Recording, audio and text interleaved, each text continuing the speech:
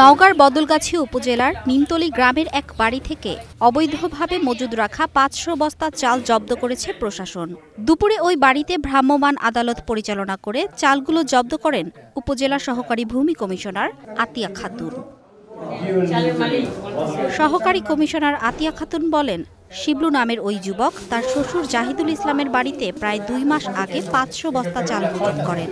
এই সবগুলোই উন্নত জাতের আতপ চাল, কিন্তু চাল মজুদের জন্য লাইসেন্স নেই শিবলুর, তাই অবৈধভাবে মজুদ করা এই চালগুলো জব্দ করা হয়েছে।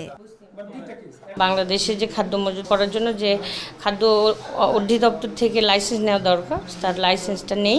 লাইসেন্স থাকলে পরবর্তীতে যে ১ মাসের অতিরিক্ত সময় কখনো মজুদ করতে পারবে না, কিন্তু তার 1 মাস অধিক সময় হয়ে গেছে, কিন্তু সেটা তাকে লাইসেন্স আগে করতে হবে। অভিযানে খাদ্য বিভাগের কর্মকর্তারা বলেন, গোপন সংবাদের ভিত্তিতে শিবলুর শ্বশুর বাড়িতে অভিযান চালানো হয়েছে। মজুদকারীর বিরুদ্ধে প্রচলিত আইনে ব্যবস্থা গ্রহণ করা হবে বলে জানান এই কর্মকর্তা। আমরা যেটুকু একটা রুমে ঠিকমতো চালদাই করতে পারি নাই, টোটালটাই যেভাবে চাক্ষুষ দৃষ্টিতে দেখছি সেই হিসাবে আসে ২৬ টন ৪৫০ কেজি, কিন্তু মালিকের ভাষ্য অনুযায়ী আসে আর কি ২৫ টন। এইটুকু আমরা পেয়েছি। এই চালটা হলো আতপ চাল। এখন এটা হলো আমাদের মজুদ বিরোধী একটা আছে, আইন আছে, সেই অনুযায়ী ব্যবস্থা হবে।